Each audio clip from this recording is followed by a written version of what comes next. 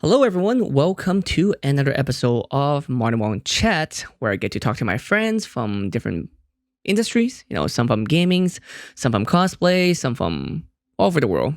I met lots of people in the last, I don't know, 20, 30, 40 years of my life.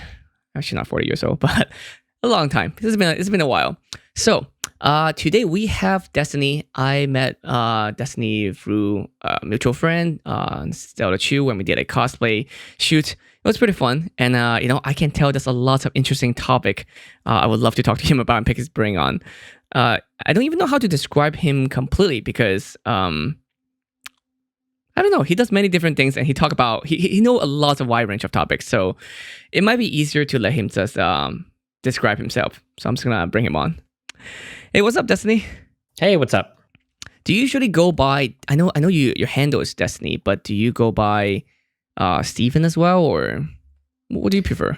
I mean, it really depends on the relationship Hmm. and what type of content I'm doing. If somebody brings me in to talk about like gaming stuff, I'm probably Destiny. If I'm talking about like politics and stuff, I think I try to go by Steven. It seems kind of weird to talk about serious issues and then using like Destiny as a handle. So, and then like in my personal life, I make sure for sure that everybody calls me Destiny always. No, in my personal life, everybody calls me Steven as well. So, yeah, I don't know. I guess I probably go more by Steven these days than Destiny. But Yeah. So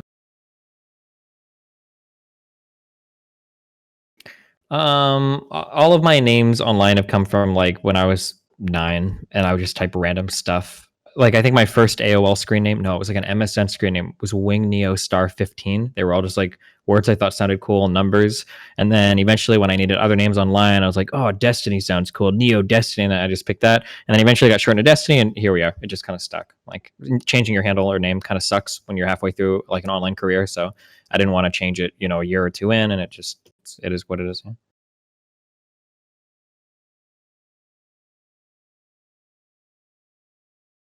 Mhm. Mhm.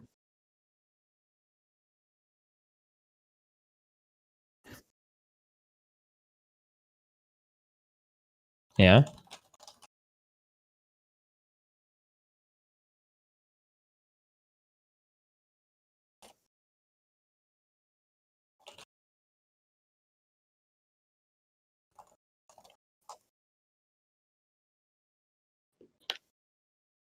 issue. Uh-oh.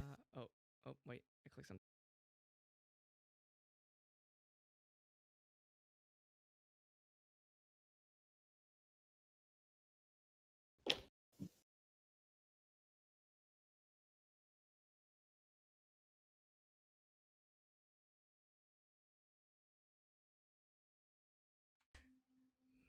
There we go. Cool. I have to type in manually. For some reason, it disappeared for a second. Mhm. Um. Anyway, yeah. So Destiny, that's good. Well, do you prefer me call you either way? Doesn't matter, Steven.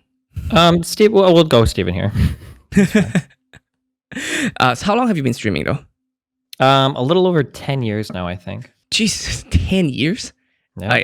Because I was wondering too. Like, you have Destiny as your handle on Twitch. I was like, Mhm. how do you even get that? Because I'm sure a lot of kids would want that name. I was like, Yeah. Destiny. I was like, okay, cool, cool, cool. But you were saying earlier that it doesn't really affect you. How often do you stream? Um, Pretty often. I think right now my goal is I usually try to stream from 12 PST to 10 PST every day, 2200 PST. So I shoot for about 10 hours a day, and then sometimes I travel or whatever, so I take some days off. And yeah. Is it mostly what kind of schedule? Is it like mostly gaming contents for the whole 10 hours, or like you take breaks, or how does it work? It totally depends. My stream goes through phases. Like I'd say over the past few months, it's been mainly gaming stuff. Sometimes during certain political events, we'll be doing a lot of politics every day. Sometimes I'll be fighting with certain communities, so I'll be doing like a lot of kind of like argument, debate type stuff. So we'll be doing that for many days. Yeah, it just really depends on what's going on. I'd say over the past month or so, probably the past like 1 to 3 months, it's been mainly gaming related stuff. How do you pick your debate? Like, Generally, it's whoever wants to. There's a few forms of conspiracy theory that I won't entertain without a lot of prep work. If I feel like I can't put in the prep, then I won't do it. But for the most part, I'll argue with pretty much anybody. Yeah. it's lots of homework when it comes to debate stuff. Yeah. Would you say you're more left wing, right wings, or? I would say I'm pretty far left for sure. I think. Mm, okay. So for me, however, like I I would consider myself left for the Hmm. longest time, but with the new extreme left, it made me feel more like, maybe I'm not really like depends on how we define left nowadays. I feel like I'm more like liberal, if not close to conservative now, with some of the new kind of idea and topics that they have. Yeah, for sure. I mean, it's really hard to say like, are you left or right because there are so many different types of definitions for that. So, for instance, when I say that I'm very far left, I'm very far left for like what the broad political schemes are like across Europe or especially in the United States. But if I was on Twitter, I wouldn't say I'm very far left because those people are socialists and communists. They would consider me like right wing. So, yeah, so it's kind of hard. It really depends when you say you're left or right. It's a matter of perspective of who you're talking to, right?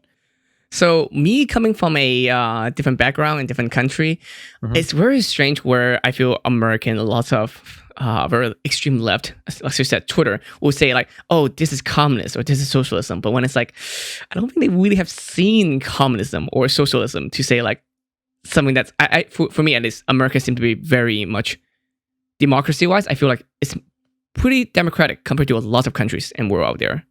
Do you agree? Um, that's a really broad statement. So America is fairly democratic in that like we elect our leaders compared to countries that don't. So that's like true. If you mean democratic in terms of like freedom of the press or journalistic freedom or stuff like that, I think America falls a bit lower on the scale compared to a lot of other Western European countries. There's some journalism rating agency that I think has America at like 40th place or something. I don't know in terms of that. In regards to like our freedom of speech laws, I think America is pretty free compared to most countries. It seems to be the case, at least compared to most European countries. So yeah, I mean, it depends on what you look at, but I'd say relatively speaking, we're a relatively free and democratic country in the U.S. Yeah, I'd say so. Mm-mm. The Is it a good thing or bad thing? That we are relatively free, or well, I mean, I think our Yeah. journalism and like our whistleblower protections could be a lot better. So that's a bad thing. In terms of where our freedom of speech laws are, personally, I like where they are in the United States. I'm not a huge fan of like sending people to jail for telling bad jokes or fining people for telling, like bad jokes. I feel like a little bit uncomfortable with that. I'm okay if companies decide they don't want to work with people to do that, but making that illegal is kind of scary for me. I think I'm okay, generally speaking, with where the U.S. sits right now in terms of its freedom of speech like policies, like the laws on the books at least.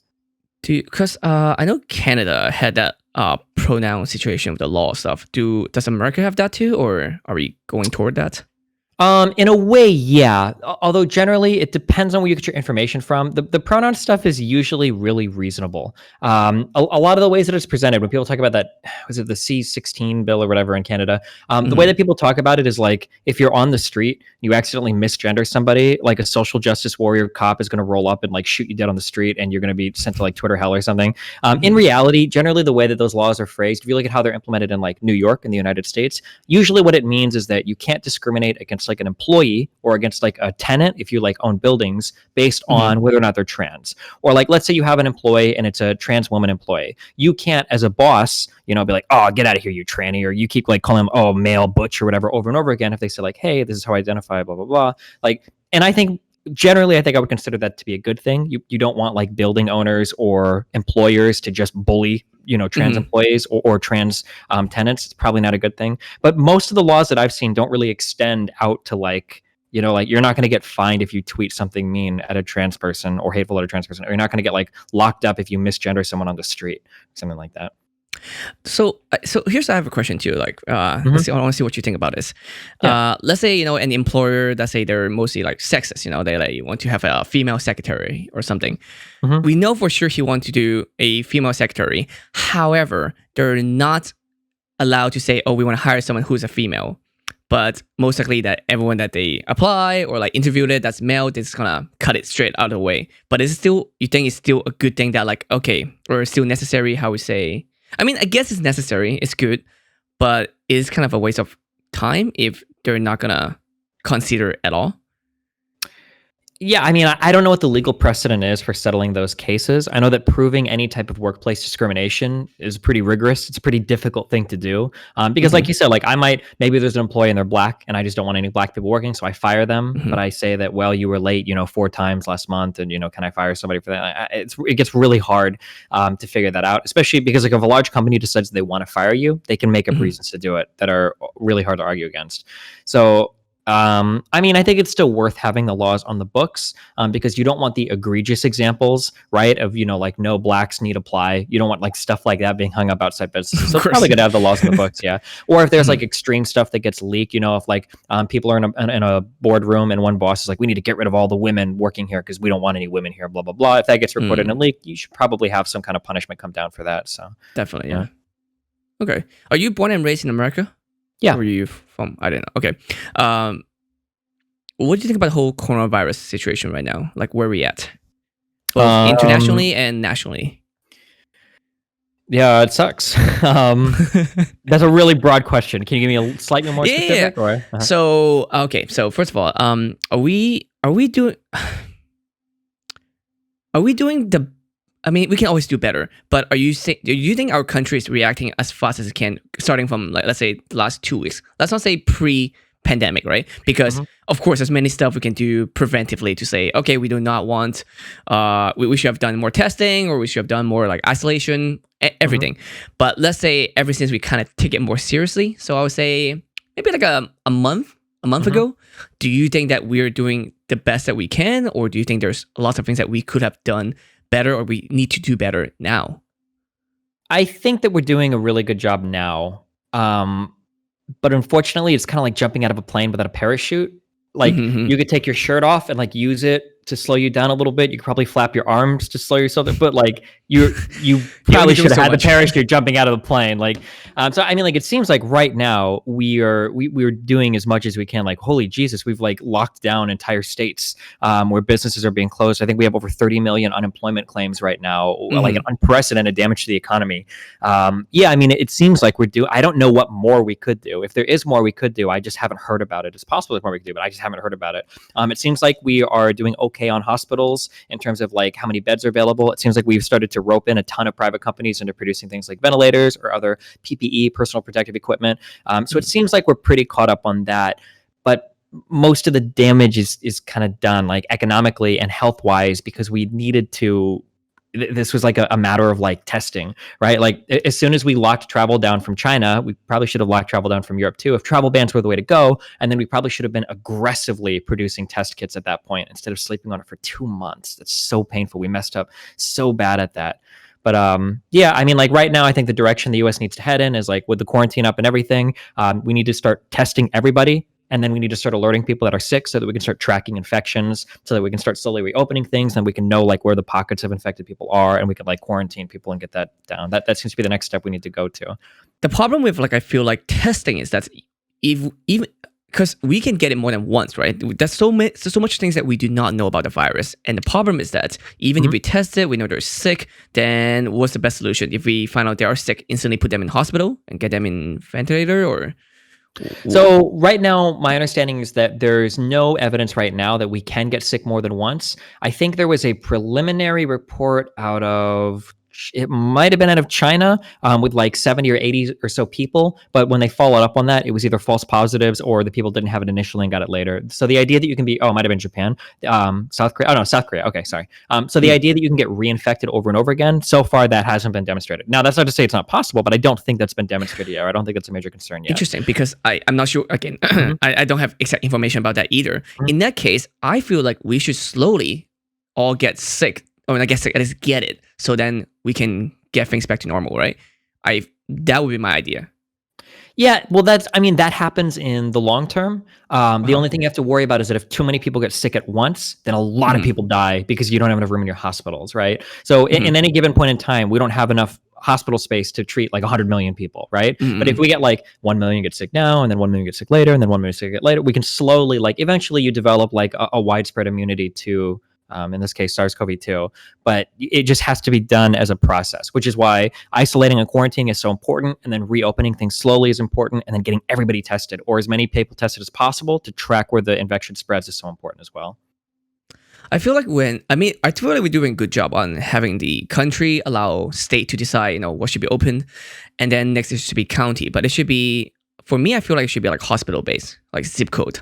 So let's say this hospital, let's say they can take care of 500 people per, like in a period of time. So I feel like it should be that one open, and then we're making sure open it for like, let's say 2 weeks, and we can get majority of people knowing they're sick or not sick, and then they can go through the next hospital that's nearby, and then and keep going, doing that way. I feel like that's the best way to progressively get everyone infected, so then we can be back to normal.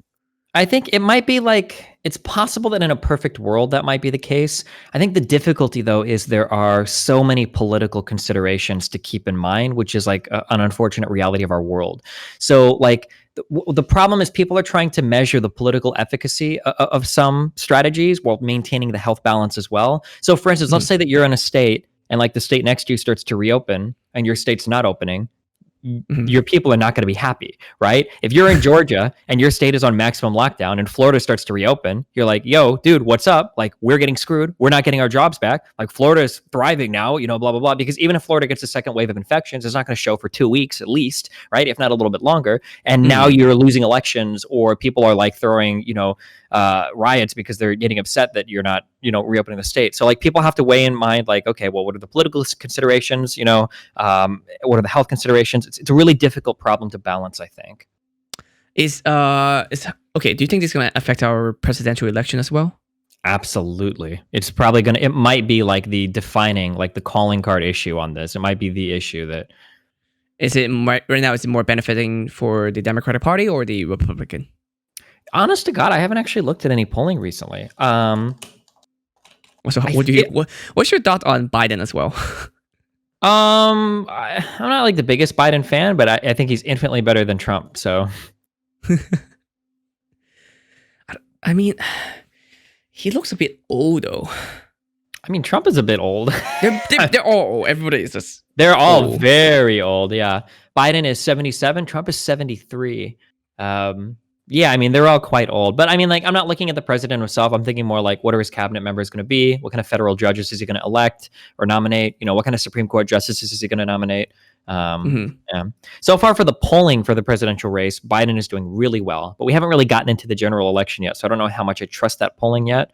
And Americans still seem to be fairly divided right now on how Trump is handling the job. It might just run down party lines. So, yeah, I guess we'll see when we get a little bit closer to election time. Well, are we all? Because again, I'm not too familiar with this as well. Are we all allowing mail-in voting, or are they still have to? Most states still have to do like in-person voting. I think they're all still. I think a lot of states are still fighting over that right now. I don't know where we're at right now on that. But I think I think that's running through a lot of the federal and local courts in a lot of different states, and we don't know 100% where we're going to be at on that. Shouldn't we be doing mail-in? Do you have a problem with against like mail-in voting or like doing a electronic system? An electronic system, unfortunately, almost certainly can't be done. Mail-in voting has huge philosophical problems with it as well, but it might be better than going to like an actual building and voting, and if that's not safe to do. The big problem. Go through with me of both issues, like why electronics not workable and why is mail-in that's a philosophical issue. Yeah. So when you're doing paper ballots, it's almost impossible to rig the vote. There are so many different moving parts involved, with everybody filling out an individual ballot, with individual ballot boxes being counted by multiple state party representatives, by all of these tallies being sent to different people, by every single person along the step of the way having an accurate accounting of who's voting on what, like what county voted for what and everything. It just, to rig an election that has paper ballots is just an insurmountably impossible thing to do. With an electronic system, depending on what gets compromised, it could become almost trivial to rig an election. Large swaths of votes could theoretically be changed with a couple of different inputs to a database. And that's really scary. And I mean, if you have any experience working with any type of legacy government software or hardware, it's a nightmare. The security issues are I mean, like all of our social securities in the US, I think over 100 million got leaked via Experian. I think China compromised every single FS86, the security form. If you want like a security clearance form, I think all of those were breached and are now in the possessions of somebody. I don't know if this has been made public yet. Like there's a lot of problems with that that make it a little bit scary to turn that over to electronic voting. So that's the problem. I think most people that look into like elections still prefer paper ballots. Because SF86, sorry, yeah, because it's really hard to rig a paper ballot election. The philosophical problems with mail-in voting are that there's two problems. One is that you're probably selecting for a certain type of voter. So younger people, there are a lot of young people today that have probably never mailed a letter in their life. They don't even know where to start when it comes to even like addressing something. So now, not to say that they can't learn, but some percentage of younger people probably won't vote if it's mail-in. So like that's already one thing that will probably favor a certain side. Also, I'm sure that there are certain demographics of people that are less likely to mail things and more likely to mail things. So for instance, like if you're socioeconomically disadvantaged, you might not mail things as much, which might overselect for like African American or Hispanic people, stuff like that. That's one problem. And then the second problem, we don't really think about it much, but technically your vote is supposed to be confidential. And the reason why is because you should never be able to buy a vote. So for instance, if I offer you $50 for your vote, you have no way to prove to me if you actually followed through or not, because when you step in the ballot box, it's secret. Whereas with mail-in voting, I could fill out a ballot, take a picture of it, send the ballot in. Now, theoretically, I guess you could take pictures of your ballot in the voting booth, but with mail-in voting, it becomes a lot easier to buy votes if somebody wants to go that route, which is a little bit scary philosophically. But those are like the two big issues I think with mail-in voting that I've heard brought up. Well, but with walk-in voting, the problem is that they're not a public holiday. Do you think it should be a public holiday? Because again, you talk about socioeconomic status. You have people who have to work. They can't just go there, and especially if there's a long line or it affects the actual ability to vote. And if they can't do mail-in votings, should it be like a holiday so everybody is... Yeah, it absolutely. I think the rest of the world is a little bit bewildered. I think it's standard in most Western European countries. I think in most countries in the world, I think it's pretty standard that your voting day is a national holiday. That's just America. We just don't do that. I don't know why. Well, other than to keep like the working class people from voting, I guess. I'm not sure. Okay. With that said, like, why do you think that with the pandemic going on, so is this going to be affecting how we're voting? Because as you said, some states are allowing mail-in, but most of them are not yet. They're still arguing about it. We are favoring still older generation voting, but I feel like that's might change though. I don't think that's changing. Older people are just more politically active. They just are. I don't know why, but every year or every election cycle, we keep talking about getting young voters invigorated. Obama talked about it a lot. After Obama, Hillary kind of sort of tried it. Bernie's banked on it a few times. Bernie Sanders and the Democratic primaries. But that did not work for him at all. Yeah, he tries so hard to mobilize youth voters, and it just doesn't happen. Young people just don't vote. It just, for whatever reason, it's just not there yet, and it's not even close to being there yet. We're more likely to see platforms pivot more towards appeasing like Hispanic voters as they grow in number, rather than like young voters, because young people just don't vote. Yeah, that's So, okay, let's say the young voters, right? Let's say they're not even voters. They're just young generation. Once they get older, do they become more politically active, or do they just still stay the same? Is it a generation thing, or is it a age thing? I think it's just as you get older. Like, I think older people have always been more politically active. I think it's just the thing. But they're just not. But the one that always strive for change is always the younger generation, though. Well, so the problem. This is a multifaceted question. I think the biggest issue that I see is that people always aggressively want to change things, but they don't realize how complicated, sometimes convoluted, the systems in place already are. They don't also realize why things are the way they are too, Like, very idealistic people will come in and they'll be like, why did you do this thing this way? This is so dumb. We should just change all of these things.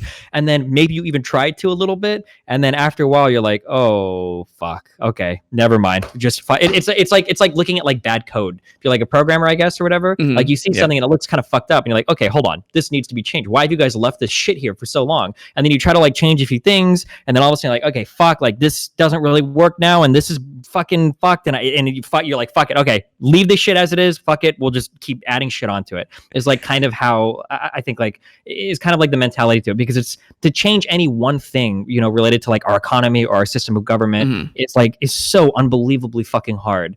And so many things are like interdependent on so many other things that it makes it really hard to be super idealistic. Oh, I'm gonna close Guantanamo Bay. I'm gonna stop invading, you know, other countries, and I'm gonna do all that or whatever. And it's like, okay, well, you know, it's really hard. There's a lot of things to take into consideration if you do that. Yeah. So you know me more as a photographer, right? So yeah, that's what I'm saying.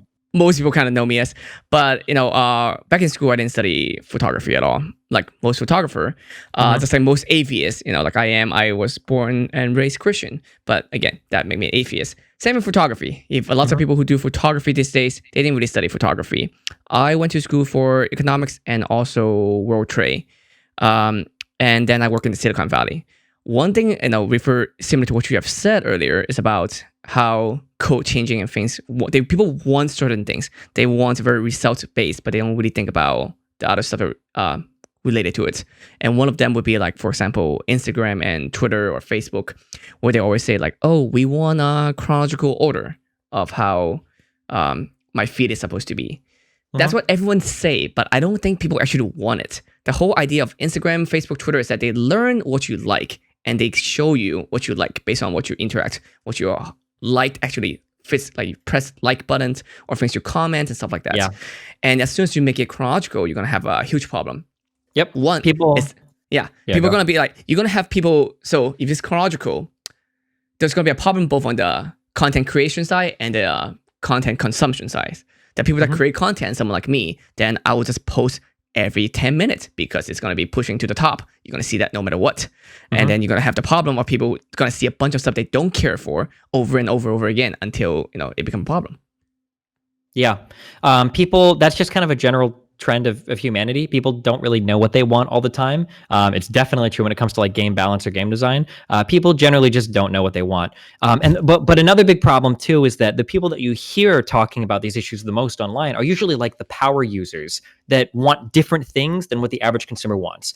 Two really good examples of this that I can think of is, one, are like chronological feeds. Now, for me, I actually do want chronological feeds, but that's because I only follow like 40 fucking people on all of my social media. Because if I don't want to see their shit, I don't follow them. But like when I look at somebody that's following like 700 people on Instagram or like 1,000 people on Twitter, and they're like, I want chronological. No, you don't, motherfucker. You don't want chronological tweets. You're going to get like 70,000 fucking tweets a day. You have no idea what you're going to get. I did the math. Like even if you spend like 5 seconds on each one of them, like you will not have, you have to spend like literally like 10 hours a day just to look at all your feed. And that is not possible. Especially we're teaching all the content creators, like you should make content every single day. And that's not, I mean, you can already see that on Twitch, you know, and I wonder if that affects you too of the pandemic, because everybody's at home now doing streaming, and a lot of content creators who were not streaming before streaming now too. Then you kind of, because for Instagram, yes, you can follow multiple accounts and you can like multiple posts, kind of easy. But Twitch is not really likely you can watch multiple stream at once, if not only one. So for most of my friends, I see that they are increasing and decreasing, like about the same. They lost some of the viewers, but they gained some new one as well. Is that the case for you as well, or? I think like just because I stream so many hours, I think that my audience has stayed relatively consistent as well. And because I'm only my biggest draw for me is political content, and I haven't been doing that as much lately, so I've missed out like on the big burst of new viewers too. But like when I do political content, I tend to do pretty well. But yeah, I would say that like my churning of my audience has been relatively consistent with where it was before. Yeah, but I know like a lot of new streamers who've come on the scene, or people are doing new stuff that's getting more popularity than it has in the past. So. Do you see a lot of other political streamers? Or it's kind of topic that.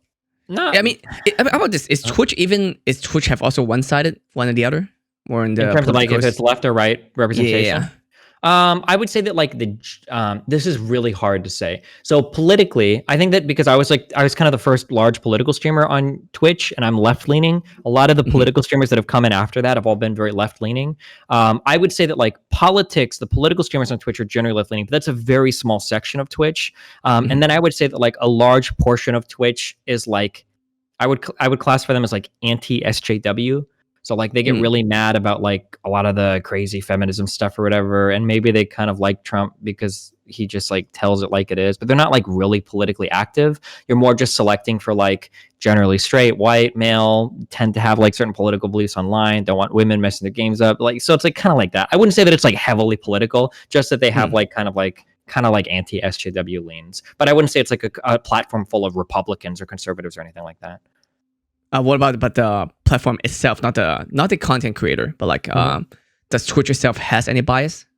I would say every large corporate platform these days is definitely going to be left leaning. That's definitely where the money is to be made these days. It's just it's so much more inclusive. There's so many different types of people. Like you want that. You don't want certain groups of people to be turned off from your platform because you want to get as many users as possible. Yeah.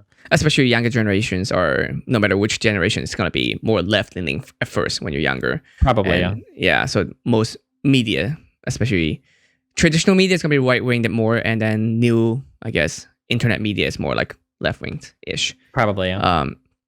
So, what about? I know this topic been talked about a lot too, but I want to see your view on this. What about booby streamers? Like, is that? I know that's been like not debated or discussed a lot, but does it affect the platform in any way? I mean, right now, I don't think it does, because as much as people complain about them, it's such a slim minority of content on the platform.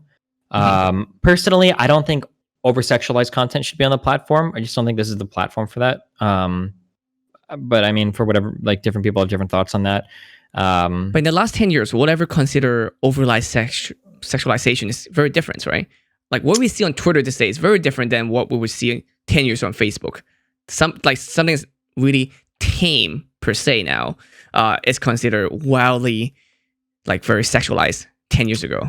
I guess, but there's like this weird thing that happens where I'm okay with saying, like, take a girl that's doing a certain thing. I'm okay saying like, hey, this is sexualized, but it's okay. It's okay to sexualize things. Whereas some people try to say, like, well, no, this isn't sexualized at all. It's like, I don't know if I believe that in all cases. I mean, like, it super depends. If you have like really huge boobs and you have a lot of cleavage in like a tank top or whatever, like I think that's okay. I don't think that's a big deal. But when you're wearing like super like low cut, high cut stuff, and you're like in your chair, and like the main focus of the camera is very clearly like the Grand Canyon in your chest, like the massive cleavage or whatever, and it's like, okay, like this is sexual content. Now, I'm not saying sexual content is bad. I love sexual content. Okay, I'm a large connoisseur of sexual content on the internet, and that's great. I just don't know if like Twitch is an appropriate place for that.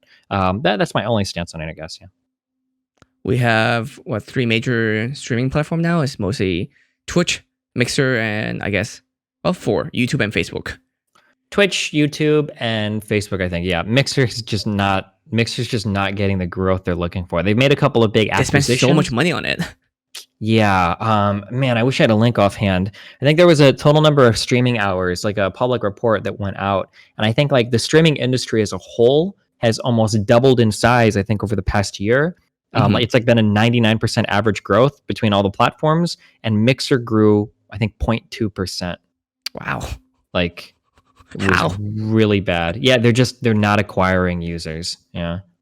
Like, why is Twitch still, I mean, tell me if it's not, but like, why still like the number one platform? Is it because people are so used to one platform, they're really bad at switching, or there's something that Twitch has that other platform do not?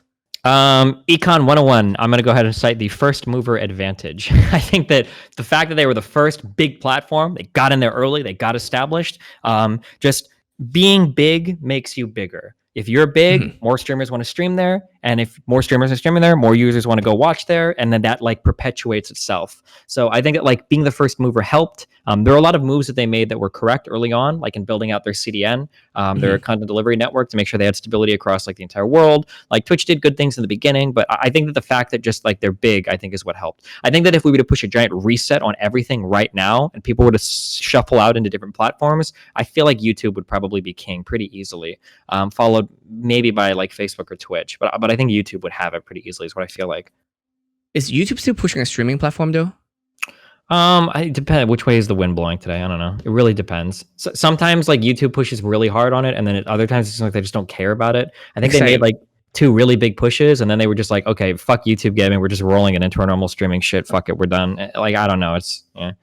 Because I know they pushed for gaming for a little bit and then kind of got lost, and then Facebook started spending a lot of money acquiring users and Mhm. acquiring like different content creators, and then Mixer came in, and then Mixer kind of like got Ninja, got a few people here and there, and they kind of like lost their steam, and then you got Yeah.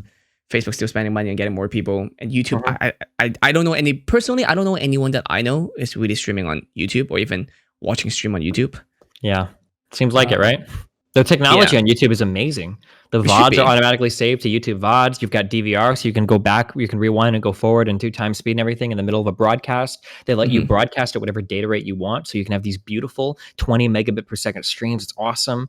The YouTube technology is really, really, really good, but they just don't take it seriously. I don't know why. I don't know why. I don't know why. I think the problem is that there's too many head for a snake, meaning like there's people that want to do something, but then Google is too big for them to decide like, okay, no, we should do this, or we're gonna have meetings about it, and they wait, and then they're like that person's like, fuck this, I'm out, I'm gonna go to a different company. Then they move to like Twitch or move to Mixer.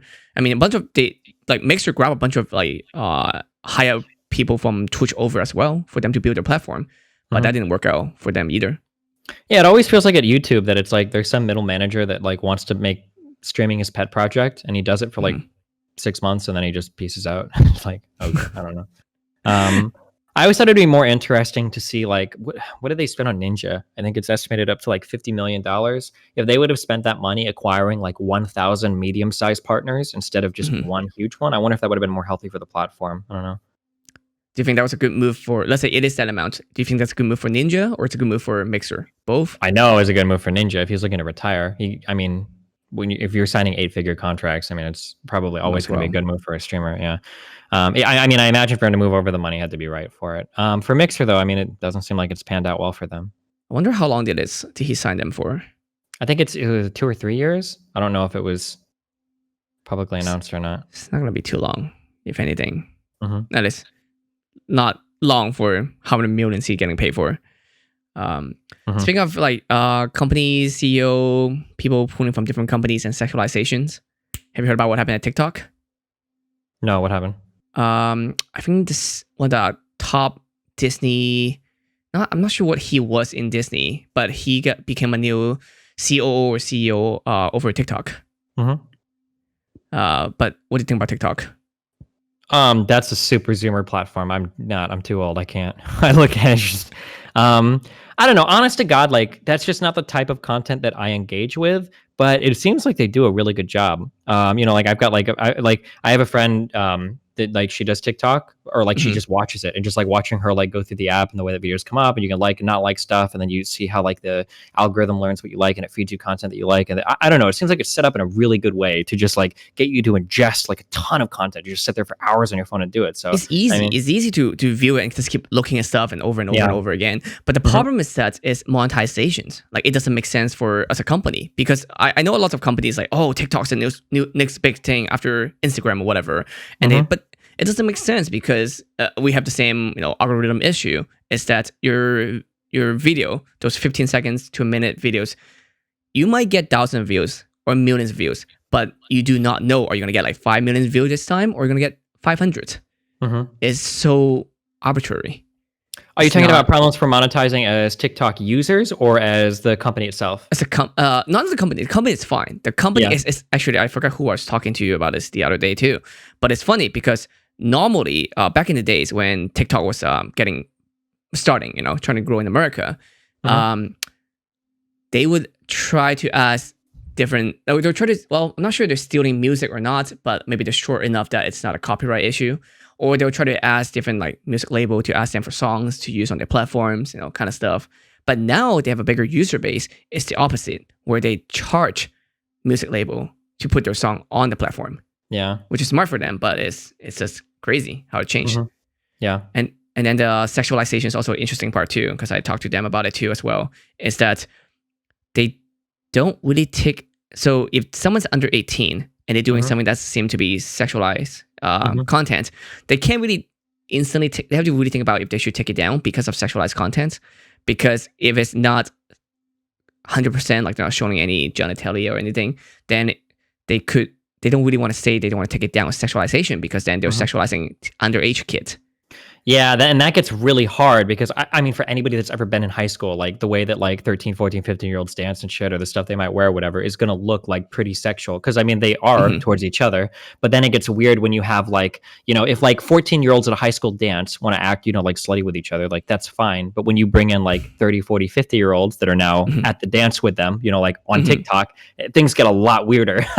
So it's hard to tell like what's appropriate. I can imagine that they have trouble, but like I imagine their dilemmas that if they start banning, like, okay, well, if you're under 18, you have to present yourself in a certain way. Well, their entire like TikTok is a super Zoomer platform, right? Like it's a bunch of Hmm. young kids. They're gonna be like, well, what the fuck? This is bullshit. Like I can dress better at school than I can on TikTok. This is fucked up, So that's probably a pretty hard thing to balance, I would imagine. Hmm. I mean, they have the same issue on Instagram as well. On Instagram, they can decide how to ban thing and not to ban thing. Mm-hmm. So they go by mass report. So if someone like mass report like a post, then they instantly try to take it down. Mm-hmm. I think it's better if they. I still think taking it down is fine, and that's something that not really popular opinions amongst my friends or most people I know is that if someone mass reports something, they should take it down ASAP. Especially like let's say the whole Logan Paul situation. He went to. Oh, the Suicide Forest thing? Yeah, he went to the forest, and then it took them like few hours to take it down, and then people were upset how it took so long to take down a upsetting video. Then I feel it's better if they take it down and then give people a chance to reinstate it if they wanted to. But that Mhm. takes such a manual process.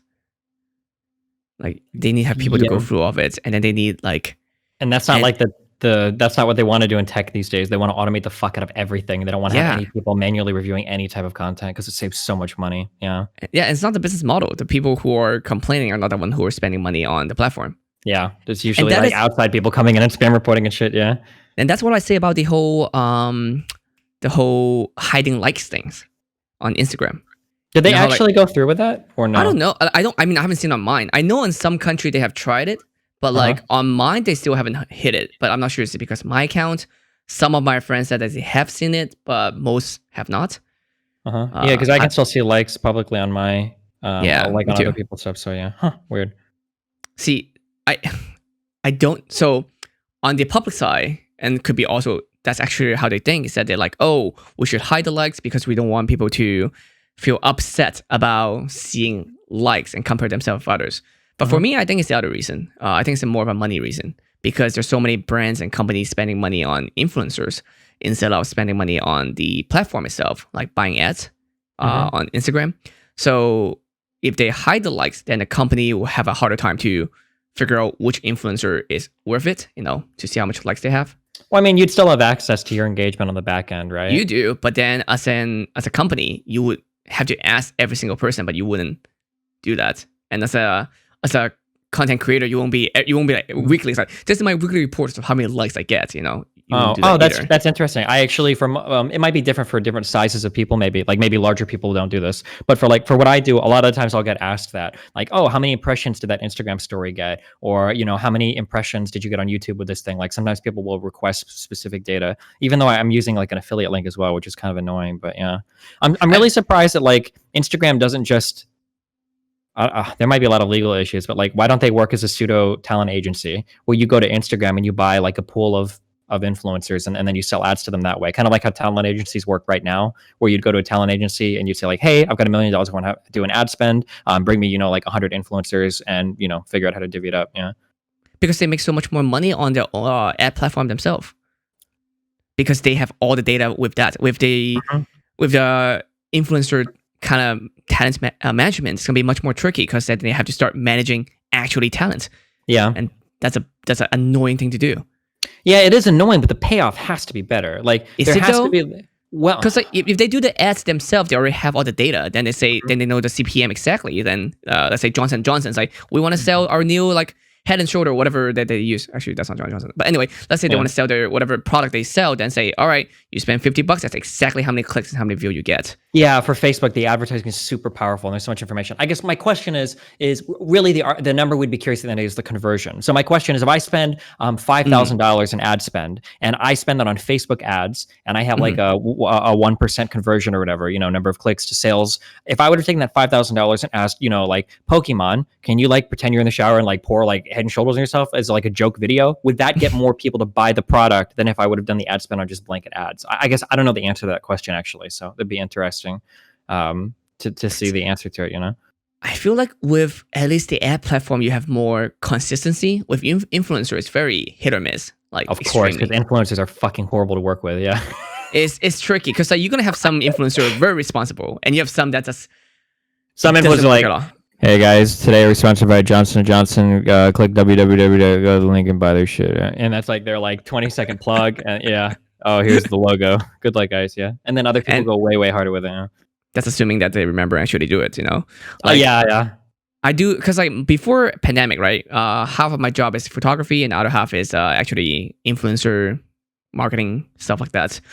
With all the stuff that's gone now, I wonder how are companies spending their money now, because they not gonna spend it at event, like on the booth, like E3, PAX, all the stuff are gone. Mm-hmm. So are they still spending their money marketing wise on influencer? And if they are they doing more on Twitter, Instagram, Facebook, Twitch? Like where is that money gonna spend? They have to spend it somewhere. Yeah, I don't know. I don't know. That'd be interesting to see how spending is changing right now. Although I'd imagine that right now that they're losing so much money in business in other places that the advertising budgets are probably being pilfered to keep other parts of the company running. That would be my guess. Right, that there aren't companies that are floating these huge budgets and advertising like that department is untouched. I'm sure that there's a lot of money moving around behind the scenes for people that are trying to trying to keep their companies afloat, I would imagine. Since I also do a lot of event marketing and management stuff as well, I wonder, like all these events that was planned originally, let's say E3, right? Mm-hmm. All this booth and company has bought booth. Do they get their money back? And do the events get the money back? Or does convention hall itself keep the money? Like, where does the money go? I wonder how does that debate work? I should know this. I know that for all the tickets that we bought at TwitchCon and everything, I know that those got refunded. I would imagine they'd have to refund the tickets.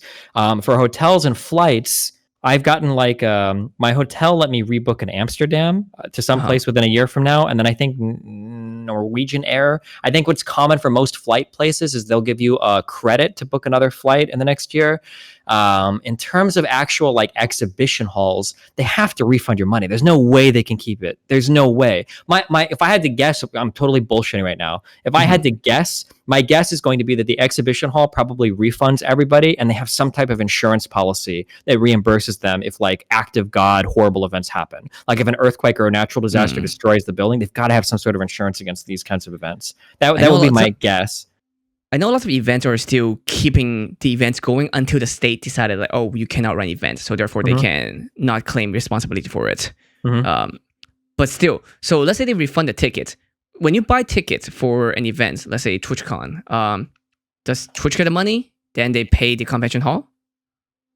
Well, oh man, there's a lot of corporate. I don't know 100%. My guess would be that Twitch probably has to put down the deposit first. There's got to be like, if I want to rent out an exhibition hall, there's got to be some type of deposit, if not the entire fee that I put down to rent it out in advance.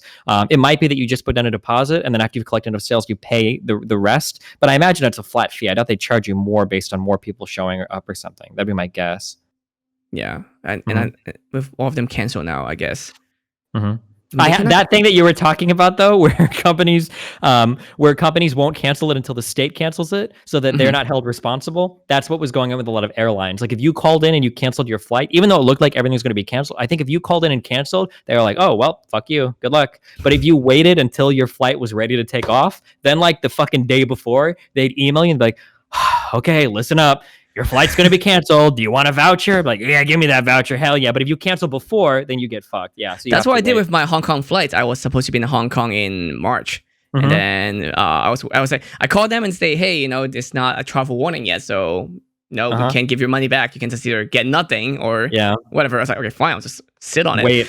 Yeah. And then 2 weeks later, like, yeah, we can give you your money back. We can't force you. We're not going to go on the flights. We're not going to even have a flight anyway. So exactly, I guess. Yeah. So, do you think people are having better time now they're working from home? Is it going to change how work models going to be like? I'm talking a little bit of shit right now. I don't understand. So, well, firstly, only white collar people can work from home, right? If you've got like working class work or like blue collar work, you're kind of fucked because you don't get to work from home. My guess would be that things won't change that much. I know that a lot of people talk about how much they like working from home, but for This is most of temporary. yeah, most of the people that I talk to say that working from home is really cool initially, but that being in an office environment actually helps them be more productive. That working from home all the time isn't something that most people prefer. It might be that there are some people that are like, "I'll work from home all the time, fuck everything." But there apparently there is a lot of value of like, I go to work, I'm in an office environment, I know it's my work time, I can talk to my coworkers right here, and that doing that rather than trying to set up like fucking Zoom meetings or sending emails to some guy that you could just talk to like at the end of your whatever desk is like it's better to just be in a work environment rather than to work from home constantly. That's what I hear from people. That's really anecdotal, so that might not be true all the time. But yeah, I don't know. I guess we'll find out after everything if working from home and whatnot changes. Yeah. How long is it going to take for us to have this over? Do you think? If you My guess answer time-wise. is anywhere from like I'm guessing like if you put a gun to my head and tell me, I'd say like the majority of the quarantines will probably be done within 2 to 3 months would be my guess. 2 to 3 months? That's it? How come? I just can't imagine things going on like this for much longer. So I feel like the problem is that a lot of people are very extreme. Like I was talking about this on my stream before too. Like it's three different things. You have the, of course, people's safety, health, death kind of issue, like people actual life, and then you have the actual economic like reason where the country can go into depression, and that's gonna be a problem for lots of people, both making money, actually surviving, and then of course lastly you have the governments have too much power. Like we're about governments once they get power they won't give it back, that kind of things. I worry about all three things, but I feel like a lot of people are only worried about one or the others, at most two. But yeah, I mean, like, there's a lot of things to keep in mind, and not everything is as clear cut as it can be as well. So, for instance, like if you're interested in health, like we can talk about the health of quarantining everybody to not get sick from COVID-19, but there might be people that like maybe would go to the hospital otherwise, but now aren't, who are missing screenings for like cancers or are missing certain treatments that they otherwise would keep them healthier.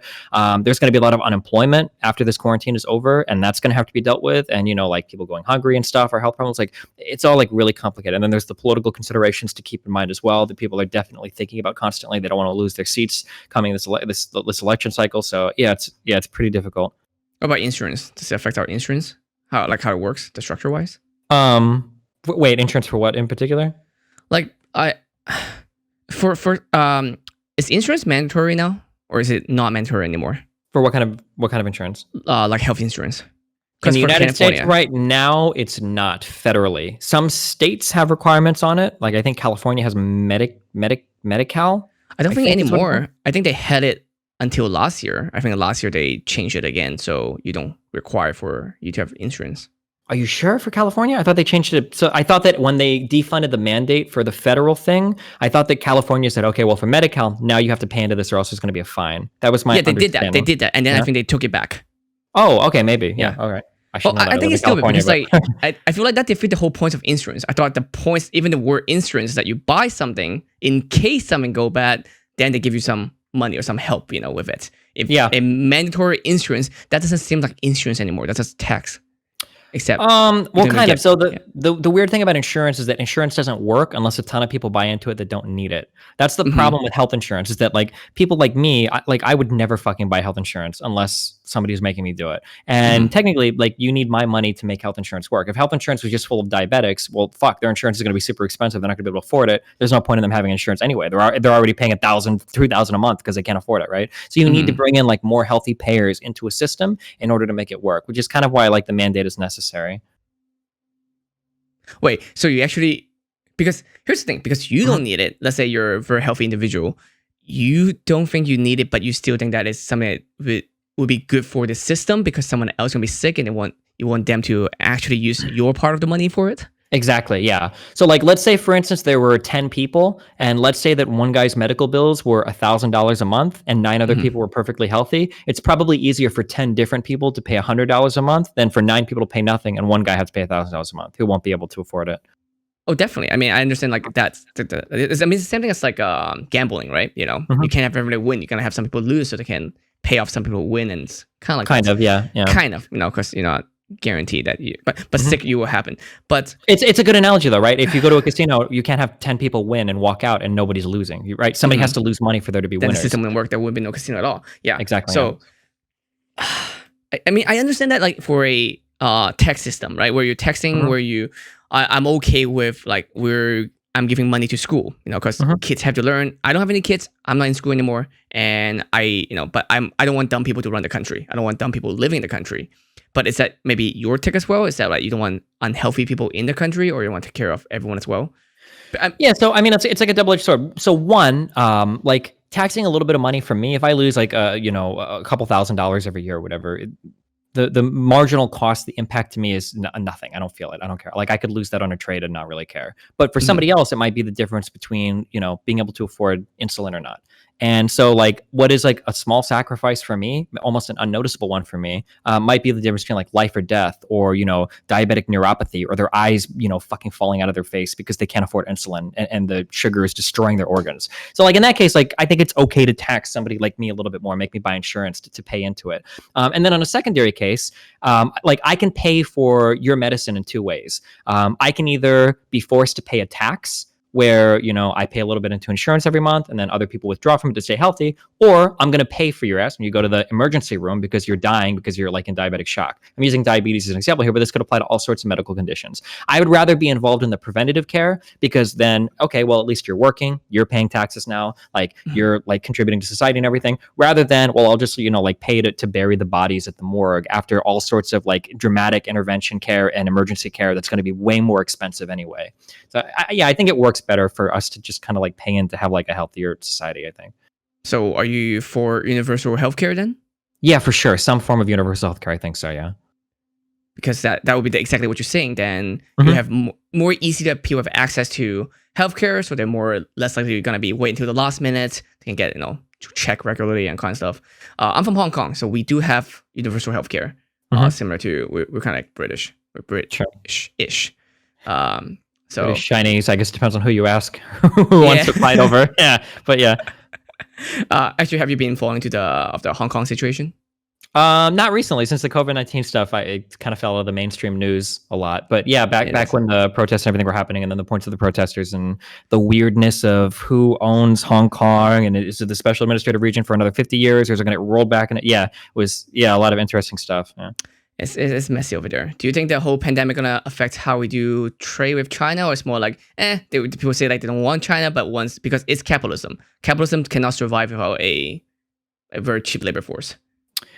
My guess is going to be that once all of the COVID-19 stuff is over, we're going to roll back into how things were seamlessly. That trade is going to go back, jobs are going to explode, businesses are going to boom, and people are going to be happy to be back to things that are normal. And everybody's going to forget this just as easily as they forgot about the Australian wildfires, just as easily as they forgot about Iran shooting down a civilian plane over Tehran, just as easily as they forgot about every other crazy thing that goes on that we think is going to change the world that people just don't care about, and then we move on.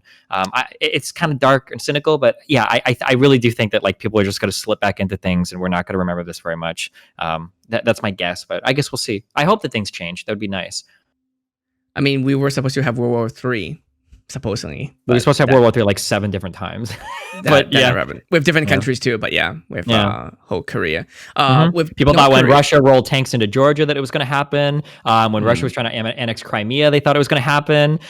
With the Syrian civil war, people thought it was going to happen. Killing Soleimani in Iraq, people thought it was going to happen. mhm. With the limpet mines that Iran supposedly planted in the sea that Oh, that I destroyed, I don't think it know. was a Japanese cruiser and a Saudi Arabian cruiser or whatever. People thought it was going to happen. When what were the drone strikes from Iran? I think on Saudi Arabian refineries. People thought there's been like so many crazy international things that we just roll on through, right?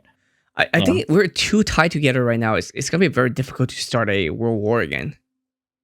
That's kind of the reason why people argue in favor of like globalism, like international trade. Like, do you really want to go to war with a trading partner? Like, you lose so much money. It's just not worth it. That's kind of the people that that's for the big argument for things like the Mhm. European Union or for like giant trading blocks or whatever. Like, is the US really going to go to war with China? Like the US doesn't really want to lose China as a trading partner. China sure as hell doesn't want to lose US as like, Or the like debt. a global reserve currency, a ton of debt, a capital investment, a lot of exports. Like, yeah, it's trading is in some ways it's good, in some ways it's bad, but kind of keeps us all reliant on each other for now. Yeah. I think it's gonna wait until like an alien invasion or something, or I mean, this pandemic is the closest thing we can get to it, where we can all like, let's get together, kind of figure things out first before we unite together. I mean, it's a weird thing, right? Because with let's say alien invasion, I feel like yes, that would kind of pull us more to form as a team. But until then, especially with capitalism, someone has to be better than the other in order for us to survive. To be like, yeah. Have you ever read a book called Ender's Game? I haven't read it. I've seen the movie. Okay. So there wasn't a movie. There was a weird action movie that they made called Ender's Game. Then no, I have not. Okay, yeah. There's a weird action movie they made called Ender's Game, but it has nothing to do with the book.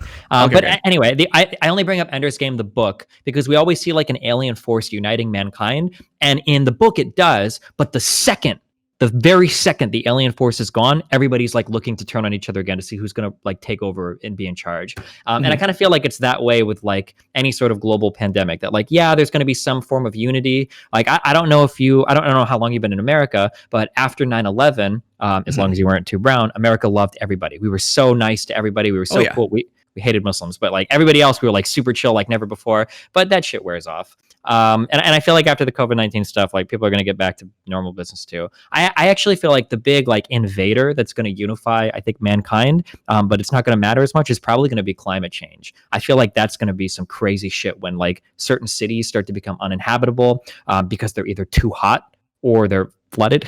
That's going to start to like turn a lot of heads, where people are like, oh shit, like maybe we should all like take this a little bit more seriously. I think that's going to be like a big thing. Yeah.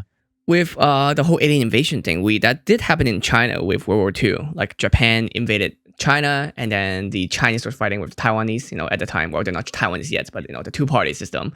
Then they kind of united. But then as soon as like World War II is over, kind of, then they start fighting again, and then Taiwan have to flee to Taiwan, the current Taiwan. So yeah, it's gonna be similar to the case. With global warming and the whole flooding situation, is it happening in our lifetime? I have no idea. I don't even try to make those predictions. It seems like we're starting to see negative effects happening now.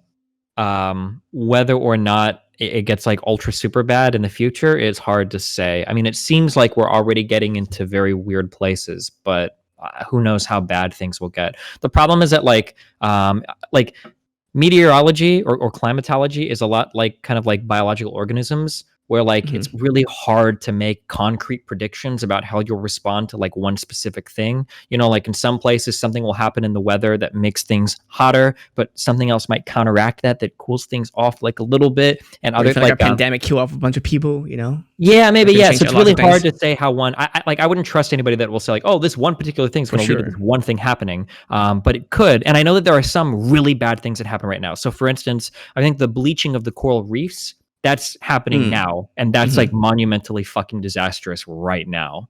In terms of like the rise of temperatures across the planet's surface, I don't think we've gotten into like agriculture is fucked yet, but I know that there are places that have become a lot hotter. So if you talk to people that live in like London or Seattle, like up in Washington State, like there are places that traditionally just don't have air conditioners because it doesn't really get that hot. And now these people are inside when it's like 85, 90 degrees Fahrenheit outside, like roasting their asses off. And like, what the fuck? Why don't I have central air in my apartment? Like, this is bullshit. And there are places like around the world that don't usually have air conditioner that are now starting to deal with these problems. Yeah. How about then in the case, what about robots? Are we also in any problem with the whole? Well, I don't think we're gonna have a robot fighting. We're gonna have a Terminator issue, but we're gonna have a AI replacing job issue. I think we're always way farther out from general AIs than everybody seems to think we are. Like my guess, gun to my head, is having like a good, solid general AI, just total bullshit. I don't have a background on this, but my guess would be 15 to 20 years minimum for something like that. We're very good at making like specific AIs to do specific jobs, but the idea of having like a Cortana from Halo or like a HAL from Space Odyssey or something like that, I think we're like decades out from stuff like that. Like 15 to 20 years minimum. Yeah, AI is not as good as adaptation than we are.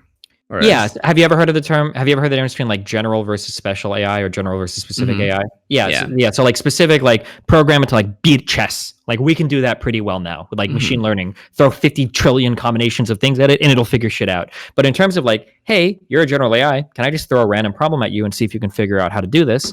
Like it can, but it needs like until the heat death of the universe to figure out some of these problems, you know? Things that as humans we can just like do patterns like really quickly. And also, if they make any changes that like they can't predict, then like, oh, we have no idea what it is. You know, it could be like, oh, a squirrel run by. It's like a squirrel. We have never seen that before. I have no idea what that is. And then it suddenly just like, I don't know how to deal with that.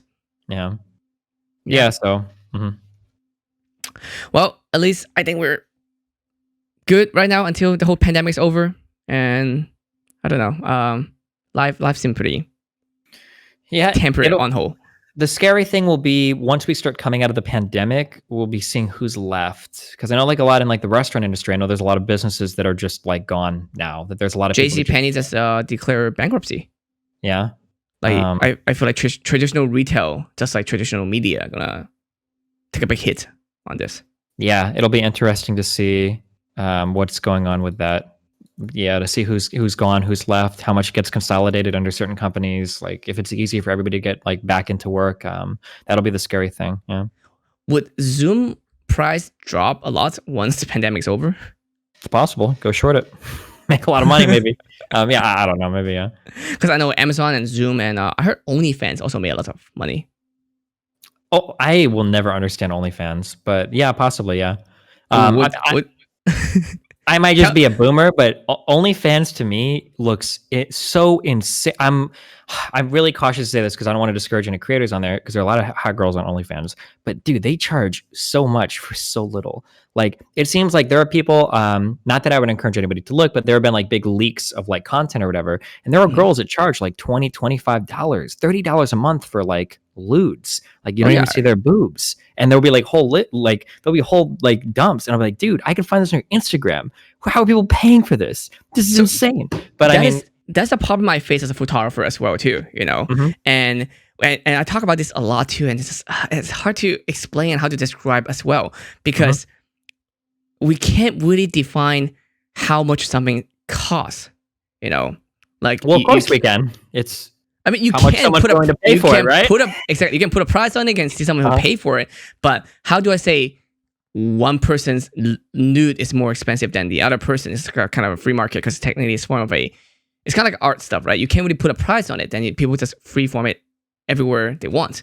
So, I mean, I actually have to download my own photos before, like illegally, to see when my stuff get leaked. Because, you know, I work with a lot of content creators and then, you know, I do photos and videos with them and then sometimes they get leaked.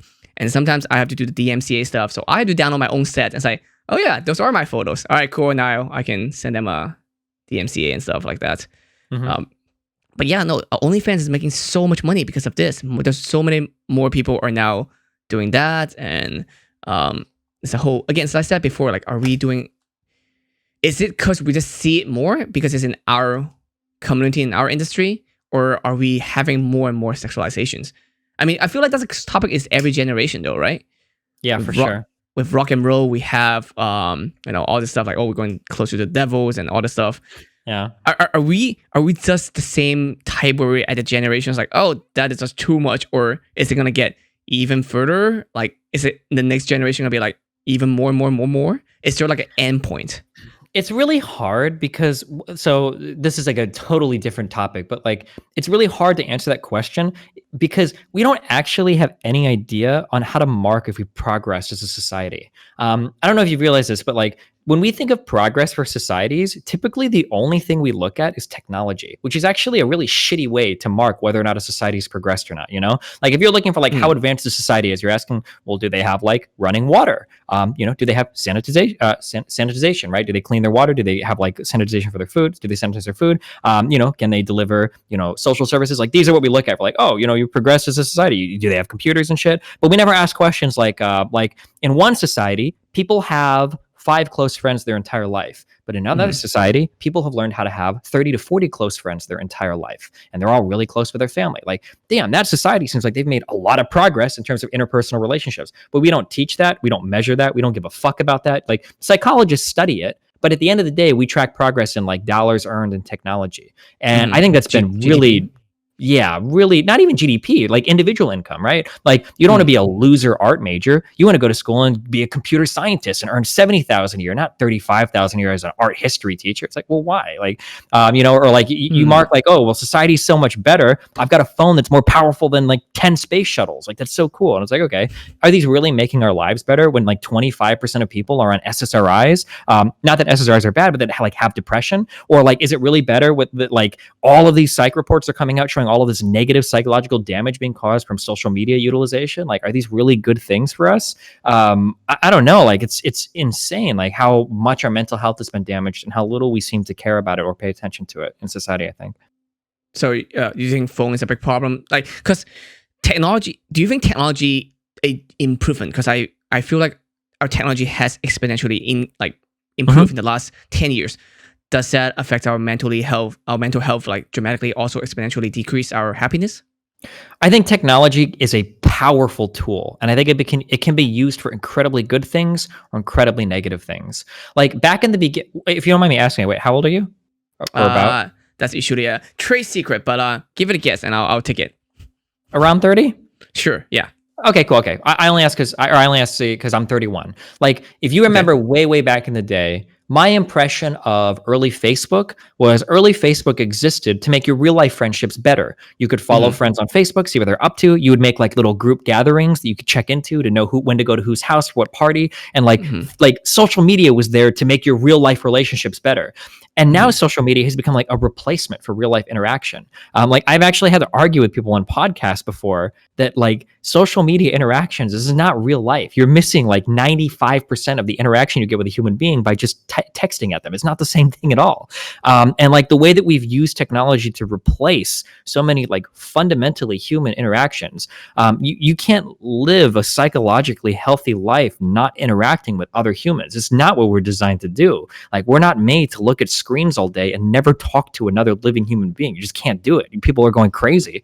And I think that's something that we overlook a lot. I don't think technology is bad. I just think that we abuse it sometimes. Maybe like pornography, right? Like I don't think porn is inherently bad, but if you're masturbating, 30 times a day and you can't get off with another woman unless you're choking her and have her fucking hanging from the ceiling with like spikes going through her fucking tits, you're like that's the only way you can do it. Like maybe at some point you're going a little bit too far and you need to reel it in a little bit. Wouldn't pandemic do the same thing to us then? In terms of like being bad on our social lives? Yeah, of course. I think so. Yeah. Well, but like the joke that's going around a lot is that like a lot of people's lives aren't that impacted. Like if you play video games a lot, like you're not caring that much. Like, oh, you already get zero social interaction. It's just games. Obviously there are a lot of people that are impacted, the majority, but like for people that spend all their time online, a lot of them joke like, oh, well, my life's not really that changed. And it's like, I don't know if that's a good thing, man. Like, I said it as well. Like I agree. I'm an extreme extrovert. So like when like I don't feel fine. Like I feel like I'm really lacking in social interactions. Before pandemic, my plan was on average to go to an event or conventions every other week. So wow, holy shit. Yeah, a lot. It's just So when you saw me last time again, that's why it's the middle of the week. Normally Friday to Sunday, sometimes Monday, Tuesday, I'm gone. I'm like at a different state, different city, maybe even just a different event. So I don't feel fine during pandemic, but I'm okay with that because if I do feel fine, I'll question about how I am normally. So I did benefit during normal times, or pre-pandemic. I as an extrovert, I get to talk to people easily. I can go to parties. I can do this for hours and hours, not a problem. But since pandemic, I'm stuck at home, and I feel like for introverts, the same situation is in a social environment where I'm not comfortable with, except I cannot go home. For introverts, they might hate going to a party. They go to parties for hours, and then they're like, I need to go home. I need to take a break. I need to take like 2 weeks break from this event. Sure. But I can't. I am stuck at home right now, and I can't go home because my home is my home. So there's no way for me to change that. So I feel like that's why we have lots of people who are also protesting. They're not feeling well, but they also like they have to go to work. There's so many different reasons for them to do so. I don't think they want to do it same with like anti-vax and all kinds of stuff. They're not doing it out to hurt someone, but they want it to be protecting what they care for. Yeah, probably to some extent. I mean, I don't imagine this is very much fun for a lot of people. It might have felt fun for like a week or two, but I imagine at this point, people are getting a little stir crazy for sure. Yeah. So sorry, I'm still keeping you. For phases to open up next, like we have restaurants. Like, is restaurants should be the first fronts or the later fronts? Like, where are we at, and which phase do you think is like Oh the man, right way to go for? I know that the U.S. government has published something on their site, but I haven't given a great deal of thought into like what ought to open first. I'm not sure. I have no idea. I saw a restaurant the other day where they have mannequins in their an article. I didn't see the restaurant itself, but they have videos online where they put mannequins in it, so that look kind of normal, but also keep people still 6 feet apart from different booth while let people know where they sit and all kind of stuff. Yeah. All right. Anyway, this has been great. Also, before I let you go, where can people find you? And also, are you still doing your podcast, or like how does it work for you? People can find me at twitch.tv/destiny. I talk to all sorts of people. I don't think I have a formal podcast that's going on right now. It's like tentatively in the future. I went through I have the logos and everything to set up one now. And I was really excited for my first guest. It was like a hospital, or not, it was like a doctor person from a local university in California. And then everything shut down for the COVID-19 shit. And I haven't found another one yet. So, but at the moment, I don't have like any formal podcast stuff. I just kind of talk a lot on my streaming. Were you going to do that with them in person or over the phone, or what's the plan? Probably still like mostly digital. It's easier to do things digitally because it gives me more guests that I can be open to. Because if I do things in person, I have to fly people out and I get a studio, and that'd be like a lot more. Yeah, I mean that's why I'm doing this. I started this even before pandemic, but then now people think like, oh, you're doing this. Everyone has a podcast now. Everyone, and their mom has a podcast now. I'm like, god dang it, like. It's fine. It's fine. It's just like seem like I'm not doing this because of pandemic. It's just so I was whatever. Anyway, thank you so much for being on the show. I had lots of fun. Let's talk more some other time when this craziness is over. Especially when election season, more like actually election season. Around November. Yeah, because I want to see how you see about those things. Yeah. Yeah, sure. All right, cool. Thanks a lot. I appreciate the conversation. All right, thank you so much, and thank you very much for watching. You can also find this on, of course, twitch.tv/ModernOnePhoto. You can find this on my YouTube. More stuff also on Twitter and all kinds of stuff. Also going to be on major podcast platform like iTunes or Spotify. And thank you so much for everyone for watching and following, subbing, everything. And I will see you all next time then, guys. Yeah, thanks a lot for the conversation, man. Awesome.